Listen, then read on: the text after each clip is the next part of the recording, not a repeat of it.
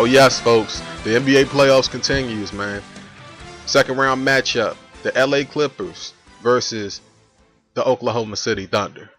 Alright, before the video really gets even old, I'm just going to say, man, both of these guys, both of these teams are just a complete threat, man, to win the world championship. I mean, really, both of these teams are well put together. Both of these teams are battle tested, and I think that, it just wouldn't be a surprise if either one of these teams ends up in the NBA Finals. I'm just going to go ahead and say that before the video gets too old. But let me just go ahead and give you guys the keys to the series for, let's start with the Clippers. Now, I feel as though that Chris Paul is probably the most important player on the court for the Clippers. Not Blake Griffin, not DeAndre Jordan, not one of the supporting cast guys, all right? Chris Paul is where that team goes and stops, just all together. And if he has a big series, I think that the Clippers definitely win this series in 6. But let me just say it like this.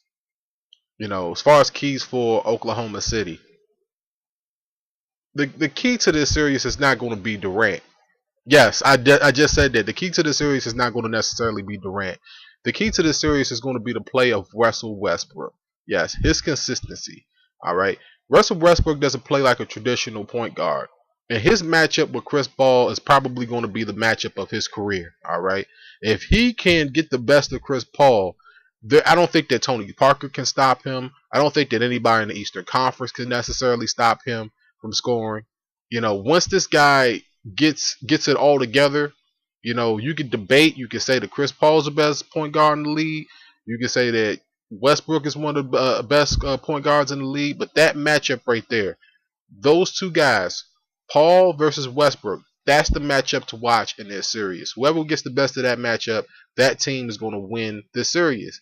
All right. Now, that's no disrespect to Kevin Durant. Kevin Durant's going to do what Kevin Durant's going to do, and Blake Griffin's going to do what Blake Griffin does. But, when you talk about X's and O's, turning the ball over, facilitating the ball, it starts with good point guard play. And then this series, whichever team has the better point guard play is going to win this series. That's the reason, both of these teams are so evenly matched to the point where something has to set them apart.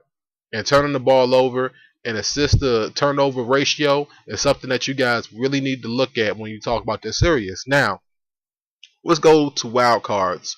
Guys that, that can really change the momentum of the series, change the momentum of the games.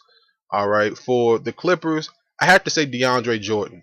All right. We all know that DeAndre Jordan is a pretty darn good defensive player.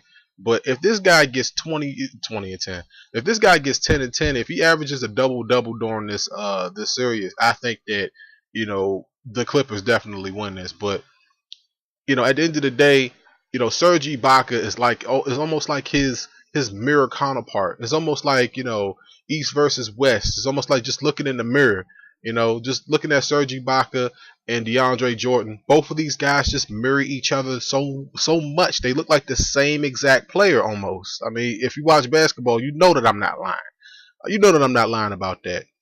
As far as the rest of the teams go, I mean, I'm sitting over here, like I said, both of these teams just have great benches that can come in and take over. And looking at the game 7s and everything.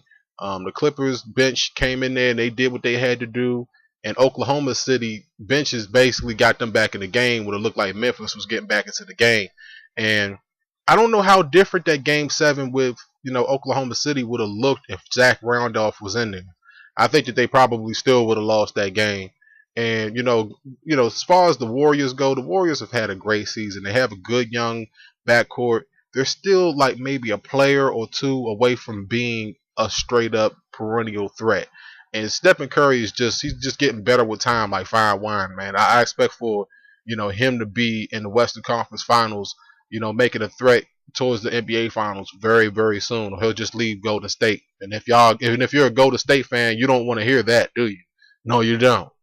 But as far as the prediction for this series goes, man, like I said, either one of these teams are, just a straight up serious threat for the world championship right now. And I think that, with all due respect to Chris Paul, I think that it's just Durant's time. I don't think that anybody's going to get in the way of Durant. At San Antonio, now whoever wins, San Antonio, not Dallas. This is before that game. If you're watching this, Um, neither one of those teams are going to get in the way of of Durant. So I'm just going to go ahead and say that Chris Paul and the Clippers can't get in the way of Durant in the Thunder. And I'm picking the Thunder to win the series in about 6, maybe 7 games. If you want me to bet, I'll say 6 games. If you want me to not bet, I say 7. So let me know how y'all guys feel down below, man. It's the WC, man, with a second round, semi-conference final breakdown of the Clippers versus the Thunder. Oh man, it's just getting down to the wire in the playoffs, man. Y'all hear the music in the background. It's just so lovely. Drop a comment. Let me know how y'all guys feel about this. I'll be back a little bit later. Peace.